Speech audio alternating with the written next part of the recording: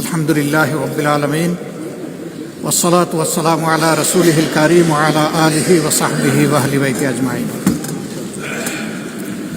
মাননীয় স্পিকার, আমাকে সুযোগ করে দেওয়ার জন্য আপনাকে অসংখ্য ধন্যবাদ। আমি সর্বপ্রথম মহান আল্লাহ তাআলার শুকরিয়া আদায় করছি।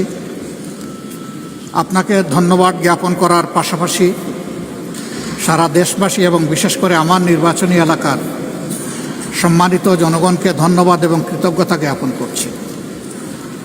তারাই আমাকে এবং আমাদেরকে এখানে কথা বলার সুযোগ করে দিয়েছেন তাদের মূল্যবান ভোটের মাধ্যমে।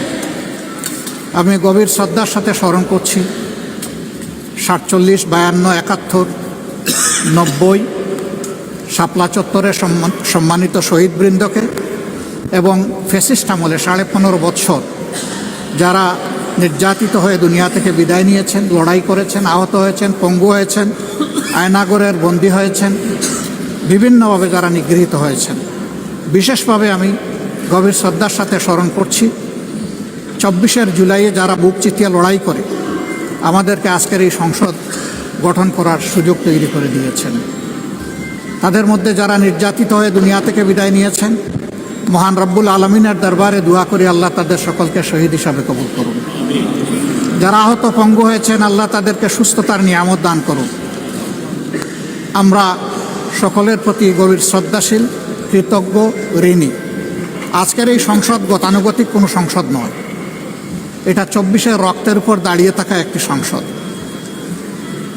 আজকে আপনি এই মহান সংসদের স্পিকার বা অভিভাবক নির্বাচিত হয়েছেন এবং আপনার সাথে ডেপুটি স্পিকার হিসেবে জনাব কায়সার কামাল সাহেব নির্বাচিত হয়েছেন। আমরা দুইজনকেই অভিনন্দন জানাই। মাননীয় স্পিকার, বাংলাদেশের স্বাধীনতার পরপর 55টি বৎসর আমরা অতিক্রম করে এসেছি। এই দেশের সংসদ এবং সংসদীয় রাজনীতি সত্যিকার অর্থে খুব কম সময়ে কার্যকর ছিল। অল্প যেটুকু সময় ছিল জনগণ তার সুবিধা পেয়েছে। বেশিরভাগ সময় ফ্যাসিজমের কবলে পড়ে এই সংসদ ছিল অনেকটা দামি সংসদ, অকার্যকর। এবং আপনি যে বিরল সম্মানে আজকে ভূষিত হয়েছেন, এই জায়গায় অভিভাবকত্বের দায়িত্ব যারা পালন করেছেন অতীতে, তারা নিজের উপর, সংসদের উপর, দেশবাসীর উপর, গণতন্ত্রের উপর, মানুষের অধিকারের উপর তারা সুবিচার অনেকেই করতে পারেননি। আমরা আশা করব আপনার এই অভিভাবকত্বের জায়গা থেকে, আপনি যদি একটা দল থেকে নির্বাচিত হয়ে সংসদে এসেছেন, কিন্তু ইতিমধ্যেই আপনি ঘোষণা দিয়েছেন যে আপনি জাতীয়তাবাদী দলের স্থায়ী কমিটির সদস্য পদ থেকে পদত্যাগ করেছেন, এখন আপনি সকলের। আমরা মনে করি আপনার কাছে সরকারি দল এবং বিরোধী দল আলাদা কিছু হবে না। আপনার কাছে আমরা সুবিচার পাব, জাতির কল্যাণে যে কথাগুলো বলতে চাইব সেই কথাগুলো বলার সুযোগ আপনার কাছ থেকে পাব। আপনার নেতৃত্বে এটি একটি গতিশীল সংসদ হবে, এটা আমরা আশা করতে চাই।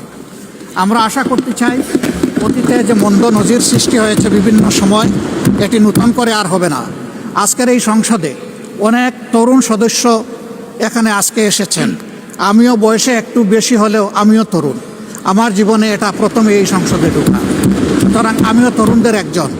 সেই তরুণরা যারা এখানে প্রাজ্ঞ আছেন, অতীতে যারা এই মহান সংসদের সদস্য বারবার নির্বাচিত হয়েছেন, তাদের কাছ থেকে আমরা ভালো কিছু শিখব।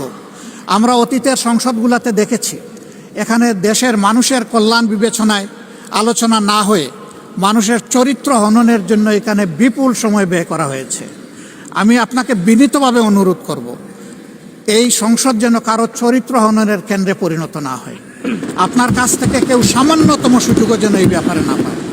আমরা চাই এই সংসদ শুধুমাত্র জনকল্যাণে প্রতিষ্ঠিত হবে এবং পরিচালিত হবে। আমি আস্থাশীল, গভীর আস্থাশীল, আপনি একজন লড়াকু মুক্তিযোদ্ধা, আপনি পারবেন ইনশাআল্লাহ এই সংসদকে সফলভাবে নেতৃত্ব দিতে। আমরা আপনার সঙ্গত প্রত্যেকটি বিষয়ে কথা দিচ্ছি, আমরা আপনাকে সমর্থন দিব, সহযোগিতা দিব, আপনার জন্য দোয়া করব। আমরা আপনার কাছ থেকে শুধু ইনসাফ আশা করব। আপনি যদি এই সংসদের উপর ইনসাফ করেন, তাহলে 18 কোটি মানুষের উপর ইনসাফ করা হবে। কারণ রাষ্ট্রের গুরুত্বপূর্ণ 3টি অঙ্গের এটি হচ্ছে সবচেয়ে গুরুত্বপূর্ণ অঙ্গ। এই অঙ্গটা যখন সুস্থ সবলভাবে পরিচালিত হবে, বাকি 2টা অঙ্গ সরাসরি সেইভাবেই কাজ করবে। মাননীয় স্পিকার, আবারও বলি, জুলাইয়ের রক্তের উপর দাঁড়িয়ে এই সংসদ। জুলাইয়ের একটা প্রত্যাশা ছিল, একটা মাত্র স্লোগান ছিল, উই ওয়ান্ট জাস্টিস। আমি আবার এটা এখন উচ্চারণ করলাম, উই ওয়ান্ট জাস্টিস। আপনার মাধ্যমে সমাজের সকল অসঙ্গতি, অন্যায়, অপরাধ, দুর্বৃত্তপনা, এটা রাজনৈতিক হোক, অর্থনৈতিক হোক, সাংস্কৃতিক হোক, এই সবগুলার অবসান ঘটবে এই সংসদকে কেন্দ্র করে। এই প্রত্যাশা ব্যক্ত করে আমি আপনার সুস্বাস্থ্য, দীর্ঘ হায়াত কামনা করছি এবং সফল নেতৃত্ব আমি কামনা করছি, যে আপনি অভিভাবক হিসাবে ইনশাআল্লাহ সফলভাবেই নেতৃত্ব দিবেন। আল্লাহ হাফিজ। আসসালামু আলাইকুম রহমতুল্লাহ।